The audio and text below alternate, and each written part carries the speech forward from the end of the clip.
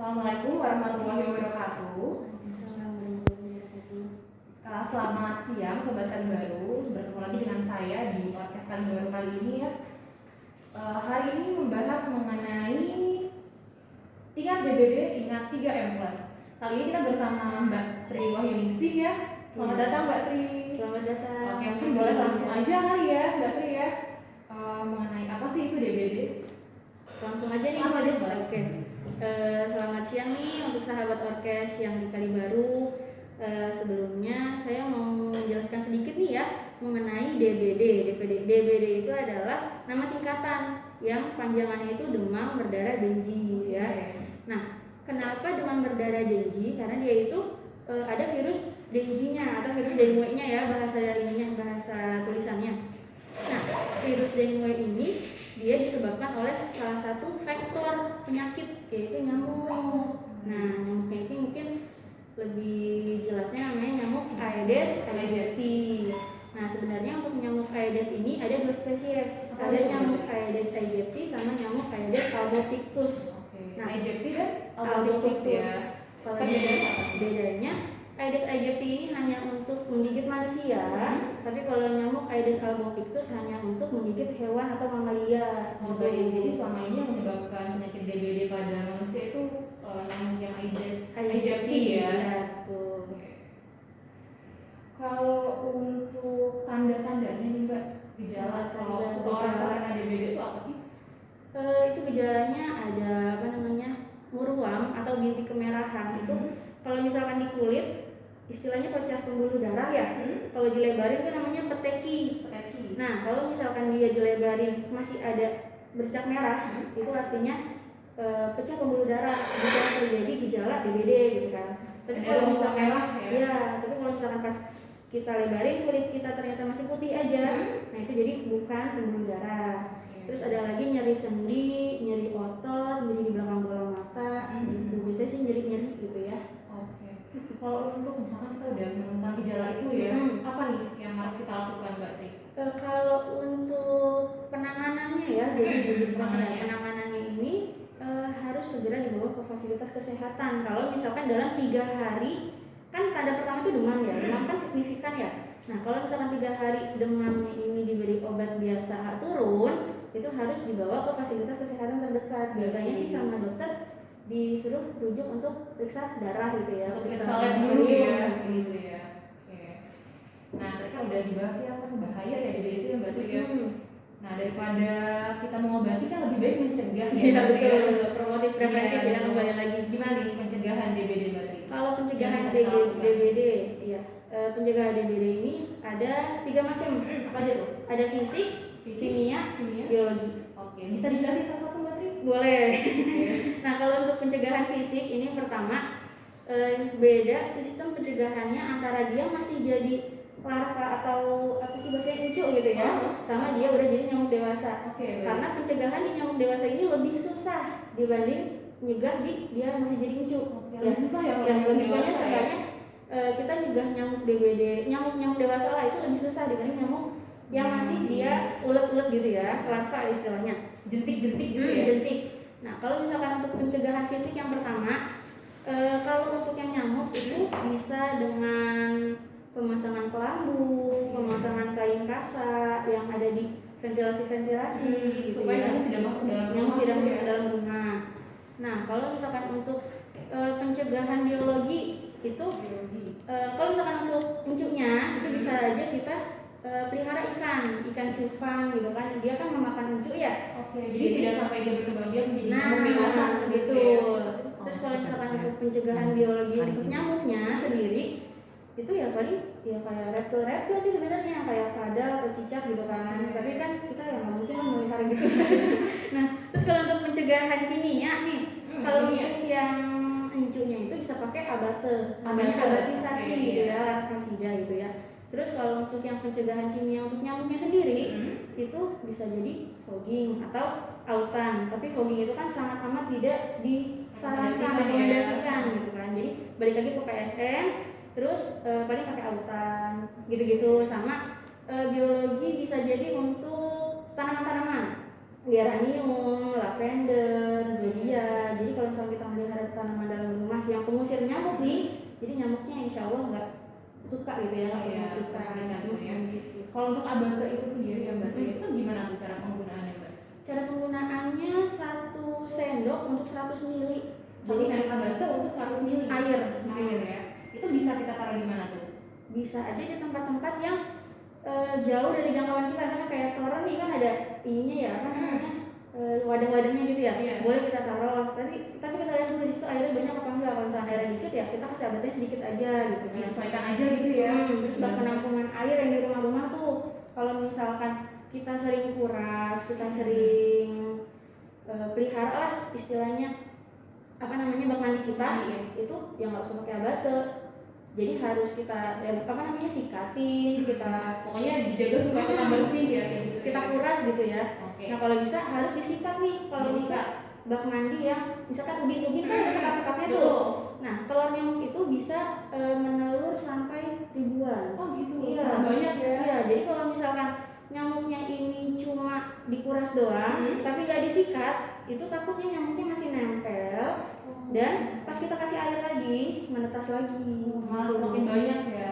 Iya, seenggaknya nggak mati gitu ya. Jadi kalau menguras ya tetap harus disikat permukaan dinding-dindingnya gitu sih. Nah, kan kita ada membahas 3M sesuai tema kita ya. Itu apa aja sih berarti? Boleh dijelaskan? 3M ini sebenarnya ada 3M plusnya ya. 3M plus ya sekarang ya. 3M ini ada menguras, menutup, mengubur. Cuma kalau untuk mengubur kan sekarang udah nggak begitu diperbolehkan ya. Jadi harus diganti sama mendaur ulang. Nah, untuk plusnya ini yang tadi pengendaliannya bisa pakai repelen, bisa pakai tanaman pengusir nyamuk, bisa pakai kelambu, kain kasa gitu. Jadi plus-plusnya itu tuh tambahannya tuh pencegahannya banyak. Jadi emang harus mencegah dulu dibanding kita mengobati gitu. Oke. Pernah dengar juga nih tentang gerakan satu rumah satu jumantik ya. Kalau itu bagaimana tuh? Kalau untuk gerakan satu rumah satu jumantik, kita kembali dulu ke tempat sarangnya si nyamuk ya. Baik. Tempat sarangnya si nyamuk ini dia sukanya di air yang bersih dan wadahnya itu alasnya itu bukan tanah, tapi wadah kayak misalkan dispenser. Baik. Kalau misalkan bak penampungan air, kayak misalkan air AC, tampungan air AC kan kadang suka pakai ini ya. Iya, orang ada air yang menggenang gitu ya. Itu tuh wadahnya itu bukan yang tanah kan. Nah, air jentik nyamuk ini sukanya di air yang itu. Air yang bersih dan wadah bukan tanah, bukan tanah. Berarti kalau di got-got kayak gitu nggak ada ya berarti ya? Beda nyamuk. Beda nyamuk ya, bukan ada Aedes juga. aegypti ya. Iya, ada juga beda nyamuk gitu. Ciri khas lagi, kalau nyamuk Aedes aegypti ini dia belang-belang putih hitam gitu ya, di badan, kaki, sama perutnya. Tadi gerakan satu rumah satu jumantik ya. Oh iya, balik lagi. Gerakan satu rumah satu jumantik ini harus kita harus kita kuatin nih, karena yang punya rumah ini kan kita. Yang punya tahu nih salah-salahnya, istilahnya yang tadi saya bilang ya, wadah-wadah itu ada di mana aja kan kita. Jadi harus kita sendiri yang nguras, kita sendiri yang melihat, mengecek terus lah seenggaknya gitu ya. Karena kalau misalkan ada ibu-ibu jumantik nih datang ke rumah, permisi ibu, saya mau periksa air gitu ya, tapi dia cuma meriksa kamar mandi sama dispenser doang. Karena biasanya itu aja iya gitu kan ya, yang biasanya. Iya. Tapi ternyata dia punya tampungan air AC, dia punya pot bunga, tapi kan ada piringannya kan. Nah, itu kan di piringannya itu ada air bekas guyurannya yang berenang. ya. Nah, itu juga biasanya saya nemuin di situ juga. Ada juga ya. Padahal itu kan yang nggak begitu kasat mata, tapi itu bisa menimbulkan menimbulkan penyakit galit-galit tadi. Iya sih, memang ya barang ada di rumah kan kita yang tahu ya. Makanya kalau misalkan kita aktifin nih gerakan satu rumah satu jumantik, otomatis pasti kita akan meminimalisir dengan adanya kasus DBD. Kalau untuk kasus DBD itu sendiri Mbak di wilayah Kalibaru itu seperti apa Mbak? Sebelumnya yang saya hormati Bu Marta Melina selaku penanggung jawab program DBD, untuk kasus DBD sendiri kita ada 21 tahun ini, hampir setahun ini ya, dari Januari sampai bulan ini lah November ya, 21 kasus ya. Di RW yang beda-beda. Oke, biasanya kalau misalkan ada kasus di suatu wilayah tidak lanjut dari puskesmas. Nah, jadi gini, untuk penemuan kasus kasus, pertama pasti kan ada bukti hasil lab ya. Betul. Itu harus pertama bukti hasil lab dulu. Kita lihat dulu dia trombositnya turun nggak. Pasti kalau misalkan DBD, identifikasi utamanya adalah trombosit ya. Trombositnya itu turun apa enggak. Sama satu lagi dilihat hematokrit. Nah, hematokritnya ini meningkat atau tidak. Kalau misalkan dia meningkat, otomatis ada dugaan darah DBD. Nah, setelah itu kita telusuri, kita harus keliling radius 100 meter, 100 sampai 200 meter Dari rumah penderita, ya. kanan, kiri, depan, belakang. Harus kita telusurin. Kita lihat tempat bersarangnya nyamuk tadi itu yang air bersihnya tadi. Ada nggak jentiknya dan ada nggak di sekitar rumah itu, yang kurang lebih mungkin 20 rumah ya, 5 depan, 5 belakang, 5 kanan, 5 kiri. Ada nggak yang kena DBD lagi atau ada dugaan panas 3 hari yang nggak turun-turun. Ya, ada yang mengalami gejala yang sama seperti itu ya. Iya betul. Kalau misalkan dikatakan bisa fogging, balik lagi ke fogging ya Kak. Kalau misalkan dikatakan bisa fogging ini harus ada jentik nyamuk itu minimal 20% dari radius 200 meter. Misalkan kita 20 rumah, ya kurang lebih 4 rumah gitu kan. Sama ada 3 orang yang demam. Baru kita bisa melakukan fogging. Iya, jadi kalau misalkan tadi kan katanya fogging itu memang sangat tidak direkomendasikan ya. Jadi kalau memang mungkin penggunaannya jika memang sangat dibutuhkan seperti itu. Sebenarnya fogging itu kan insektisida ya. Kalau dari insektisida ini sendiri, insek itu serangga, sida itu pembunuh serangga. Nah, dia itu hanya bisa untuk serangga, untuk vektor-vektor penyakit gitu kan. Karena kalau misalkan fogging ke manusia, kita pasti kan fogging, ya kita tinggal di situ ya, di mana kita terpapar juga. Nah, saran saya nggak boleh fogging karena kalau misalkan suatu wilayah itu bersih gitu ya, nggak boleh fogging karena yang pertama ada asistensi pada si nyamuk sendiri. Oh, resisten juga. Iya, jadi dia mati lagi ya. Bukannya dia kena asap fogging itu malah mati, tapi dia malah kayak membuat diri ya, gitu kan. Nah, terus yang kedua terpaparnya insektisida kepada manusianya gitu. Sangat nggak baik ya itu. Iya, sangat nggak baik sih sebenarnya. Gitu. Sama satu lagi insektisida untuk fogging ini nggak baik karena berbahaya juga bagi lingkungan. Gitu sih. Lingkungan juga berbahaya ya. Jadi kalau misalkan emang rumahnya bersih, ya kenapa harus fogging? Barangkali dia terpaparnya bukan dari situ gitu kan. Misal dia anak pelajar, anak sekolah nih, dan jam aktif nyamuk jam aktif nyamuk nih Kak. Ada jam aktifnya ya? Ada. Jam aktif nyamuk itu sekitar jam 8 sampai jam 10 pagi. Jam 8 sampai jam 10 pagi Ya, itu kan di jam-jam anak sekolah. Nah, kalau misalkan di jam-jam itu dia kena di rumah, tapi orangnya nggak di rumah, terus ada orang yang melapor, anak saya di rumah kena begini nih, nggak fogging. Banyak ya kasus seperti itu ya. Nah, harus kita telusurin dulu nih belakang-belakangnya. Oh, anak ibu dia maksudnya DBD nih, tapi sehari-harinya di mana gitu kan. Kalau misalkan dia anak sekolah, ya kita harus balik lagi ke sekolahnya, kita telusuri nih, kita PE bahasanya ya kayak di pendidikan epidemiologi. Iya, harus PE ke sekolahnya. Kita lihat teman-temannya di sekolah, terus kita lihat tampungan ajar di sekolah gitu. Balik lagi sih. Iya itu kan. Oke, boleh kalau teman-teman semua ada yang ditanyakan bisa. Emang udah ditanya kan?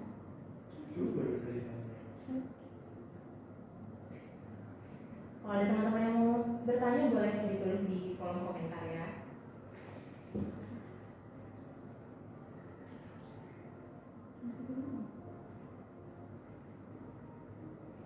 Pertanyaan dari Bapak Fernando ya. Halo, selamat siang. Izin bertanya, makanan apa yang baiknya dikonsumsi bagi penderita demam berdarah? Makanan apa juga yang bisa Langsung jawab aja. Iya, boleh kasih. Ya, terima kasih Bapak Frondo. Iya. Agak susah memang namanya ya. Iya.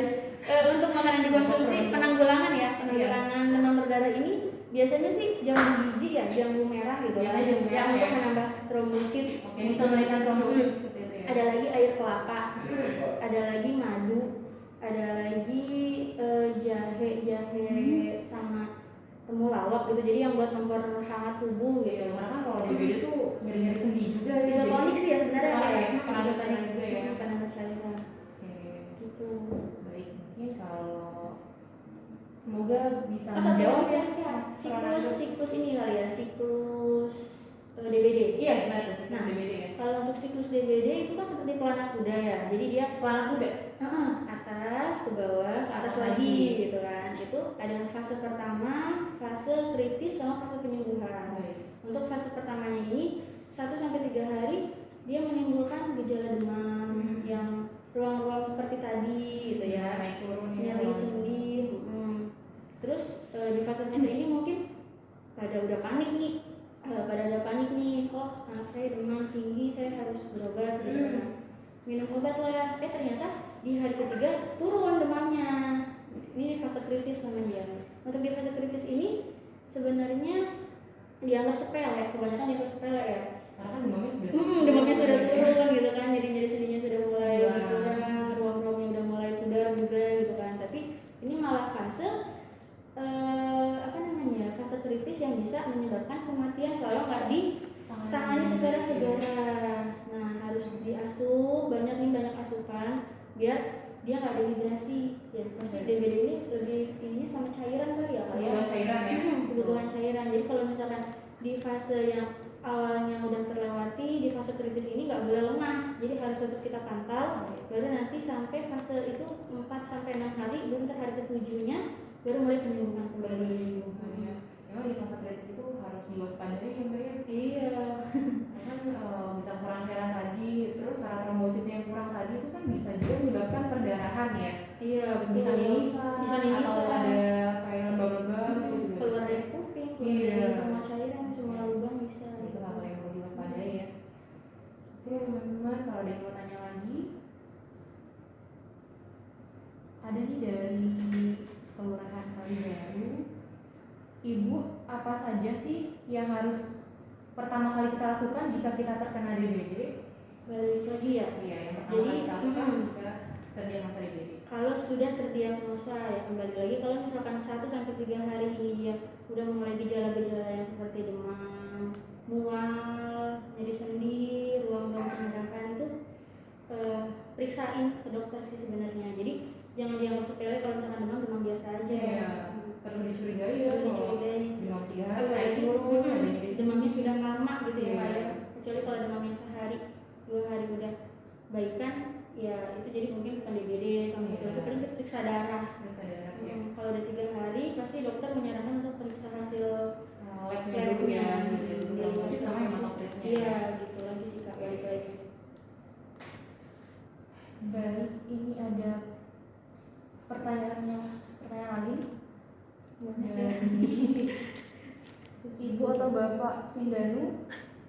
Izin bertanya, apa penyebab demam berdarah ringan dapat berkembang menjadi demam berdarah yang berat? Dan bagaimana cara mengurangi dampak yang dirasakan terhadap tubuh yang sudah terjangkit? Terima kasih. Demam berdarah ringan sama demam berdarah berat ini biasanya juga ada komplikasi ya, komplikasi ya. Jadi kalau misalkan dia ada sesuatu di tubuhnya, itu bisa terjadi jadi ringan menjadi berat. Nah, harus berat ya jadi. Misalkan dia ada komorbid atau sesuatu gitu ya, jadi dia yang tadinya ringan-ringan aja jadi nambah parah gitu ya. Jadi kalau bisa ya harus periksa sih intinya. Kalau lebih dari 3 hari juga udah. Ya, kebanyakan kasus DBD yang berat itu karena telatnya penanganan ya, karena kekurangan cairan atau pasiennya terlalu menjauh gitu ya, terjadi perdarahan gitu. Semoga menjawab ya Bapak atau Ibu. Intinya PSN 3M plus yang tadi tuh harus benar-benar dikerjakan semaksimal mungkin gitu ya. Yang tahu rumah kita, yang tahu lingkungan kita kan kita sendiri. Nah, kalau misalkan rumah kita udah bersih, jangan kita sepelekan di lingkungan sekitar kita gitu ya. Barangkali ada ban-ban bekas yang tergenang gitu kan bawahnya itu wadah ya. Balik lagi ke tempat sarangnya DBD itu, bawahnya wadah, air tergenang dan air bersih gitu. Jadi kalau misalkan di lingkungan kita ada tapi di rumah kita bagus, ya jangan sampai seperti itu gitu, harus kita bersihkan semuanya. Ini sih pencegahan ya Mbak Tri ya. Pencegahan dan penolongan yang cepat. Terus kalau misalkan udah, jangan sampai sih ya, semoga kita sehat-sehat aja. Ini dari Kelurahan Kalibaru, anjuran obat yang harus diminum ketika kita terdampak DBD. Sebenarnya kalau itu sih mungkin balik lagi ya, jadi harus tuh fasilitas kesehatan gitu, karena kan setiap orang pengobatannya tentu berbeda sesuai kondisinya gitu. Paling yang umum kayak nyeri sendi kali obat nyeri ya, obat rasa nyeri. Dan juga mungkin yang bisa ditangani di rumah tuh adalah kebutuhan cairannya harus dicukupi seperti itu. Jangan sampai kekurangan dehidrasi banget, bahaya. Makanya kalau misalkan udah curiga DBD, demam tinggi selama 3 hari, sebisa mungkin langsung datang ke fasilitas kesehatan supaya dapat pemeriksaan lebih lanjut. Seperti itu ya Mbak Tri ya? Iya. Oke. Ada pertanyaan juga nih dari Hafizah Adrina, Ibu Hafizah Adrina. Izin bertanya Bu, biasanya yang DBD kapan munculnya ya? Sama cara penularan DBD gimana? Kalau ada yang DBD di rumah apa boleh satu kamar? Kalau untuk kapan munculnya kita kembali ke bulan ya, bulan-bulan musim-musim gitu ya. Kalau untuk musim penghujan biasanya itu kan yang belakangnya berber ya, kayak Oktober, September, November, Sekarang Desember ya, itu lagi hujan kan, ber dingin gitu ya. Nah, kalau misalkan dia musim penghujan, misalkan kita cerita di loteng rumah kita di atas nih, musim penghujan otomatis air ngalir terus gitu kan ya. Tiba-tiba masuk ke pancaroba nih, dari hujan ke kemarau. Otomatis yang di loteng kita nih istilahnya yang udah kelar hujannya masih ada sisa-sisa genangan airnya. Nah, tiba-tiba panas nih. Tuh air nggak mungkin surut secepat itu gitu kan. Nah, sendirinya gitu ya. Jadi biasanya kemunculan DBD ini di musim pancaroba, dari hujan ke panas itu sekitaran bulan Maret April gitu biasanya. Perubahan cuaca dari hujan ke kemarau. Iya. Terus kalau apa tadi boleh juga cara penularan. Oh, cara penularannya ya dia akan menggigit nyamuk. Nyamuk akan menggigit penderita. Terus penderita akan nyamuk yang membawa virus dengue di perutnya ini akan menggigit penderita lain gitu. Jadi tertular. Makanya kalau bisa ya kita minimalisir lagi ya, jangan sampai ada nyamuk di rumah kita gitu. Jadi harus kita benar-benar cegah gitu. Balik lagi ke tadi ya. Kembali lagi ke pencegahan penularan. Boleh nggak serumah sebenarnya ya. Kalau misalkan kitanya awas gitu ya, kita bisa lihat lingkungan kita gitu ya, bersih apa enggaknya, terus dianya juga tetap harus diobatin secara cepat gitu, seenggaknya kan nggak banyak virus dengue menyebar gitu kan, cepat tertangani, nggak ada sarangnya buat berkembang biak, otomatis ya semoga ya biar cepat sehat, biar cepat pulih. Apalagi kan tadi kayak yang Mbak Tri bilang, belum tentu anak itu tertular di rumah gitu ya, misalnya kan di sekolah. Jadi sebenarnya kalau satu rumah sih mungkin nggak masalah ya Mbak Tri ya. Yang penting kan kebersihan tetap dijaga ya. Dan penanganannya jangan sampai telat gitu. Dan anak yang sudah menderita diberikan penanganan secepatnya. Oke. Ini ada pertanyaan lagi dari Ibu Putri Mayriska. Izin bertanya, apakah jika kita terkena DBD bisa melakukan pengobatan sendiri di rumah dengan obat tradisional, dan apa contoh obat tradisionalnya? Kalau obat tradisional yang tadi yang saya sebutkan ada jahe, temulawak, kapulaga gitu ya. Yang saya baca dari rekomendasi sih rempah-rempah itu bisa menghangatkan badan dan bisa menambah energi juga gitu ya. Kalau misalkan dibanding sama air-air yang biasa kita minum gitu kan, tapi tetap asupan air jangan sampai berkurang juga. Kalau misalkan kita masih awas nih, ya awasnya itu kan dari diri kita sendiri tahu ya kita awasnya gimana. Kalau misalkan 2 hari, 3 hari udah terlampau panas banget, tidak membaik dengan obat-obat tradisional yang kita buat sendiri gitu kan, ya segera lebih baik segera periksa gitu ya, fasilitas kesehatan terdekat gitu.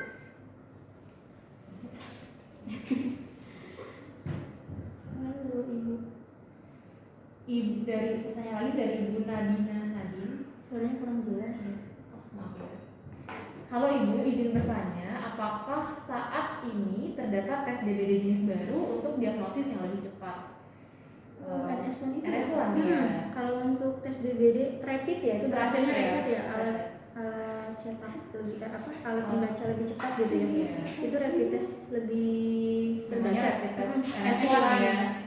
Tapi seenggaknya untuk hasil lab juga bisa lebih cepat ya Kak ya. Betul. Sama aja sih. Hasilnya sama aja. Yang penting intinya penanganannya sih, jangan sampai telat gitu aja sih. Mau dia rapid test atau dia mau periksa lab bisa aja. Yang penting tertangani. Ada pertanyaan lagi dari Bapak Danang KDW. Siang Mbak, mau Siang. tanya, apakah penggunaan obat nyamuk bakar aman digunakan? Oh. Karena di seluruh minimarket atau warung menjual produk tersebut. Gimana nih Mbak? Iya. Obat nyamuk bakar? Obat nyamuk bakar ini yang dibakar yang gulung-gulung itu ya. Iya. Yang warna hijau ya. Warna hijau. Mereknya? Gak boleh. Oke. Iya. Pertama, untuk pencegahan, balik lagi untuk pencegahan nyamuk tadi kan ada fisik, kimia, biologi ya. Ini maksudnya mana nih Mbak? Ini kimia. Kimia ya. Nah, karena ada zat kimianya. Untuk pencegahan kimia itu bisa aja pakai autan gitu kan. Istilahnya kalau autan kan tidak terhirup setelah hidung. Oh, Nah, cuma kalau dikit misalkan aja ya. iya, tapi jangan sering ya. gatal-gatal. Iya, jadi kalau misalkan obat nyamuk bakar ini bahayanya terhirup sama hidung kita dan secara terus-menerus bahaya buat paru-paru gitu. Jadi kalau baiknya kita cegah pertama dari fisik. Pertama tuh fisik dulu. Nah, dengan apa nih? Pemasangan kelambu, pemasangan kain kasa. Terus baru balik ke biologi. Nah, biologinya apa nih kalau misalkan nyamuk? Ya tadi reptil-reptil itu, cuma kita kan nggak mungkin ya. Kalau misalkan biologi ini, kalau untuk yang uncu-uncu paling ikan-ikan aja ya. Nggak sampai pemakan. reptil ya Mbak ya. Nggak bisa dia hidup.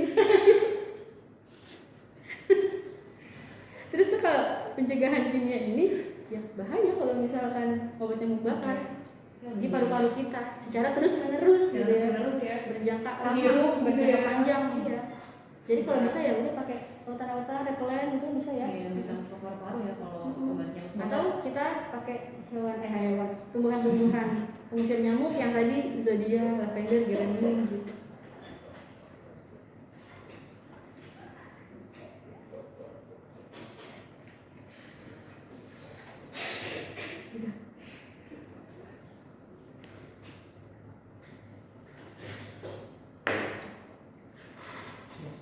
Ada lagi yang nanya? Ada. Siapa? Dari Ibu. Ada belum? Jadi ketawa. Maaf sebelumnya ya. Izin bertanya, apa sih yang sangat ditakutin dari penyakit DBD dan apa yang akan terjadi bila telah mengetahui penyakit DBD? Yang paling takutin sih pasti pembuluh darah pecah terus kematian sih, kematian yang Perdarahan ya. banget ditakutin dari kematian Iya, ya. karena perdarahan sih yang paling menyebabkan itu ya. Pembuluh darah pecahnya itu ya. Jadi Betul, kekurangan cairan dan perdarahan itu sih yang dua poin penting itu. diwaspadai. Terus apa yang akan terjadi bila telat mengetahui Penyakit DBD.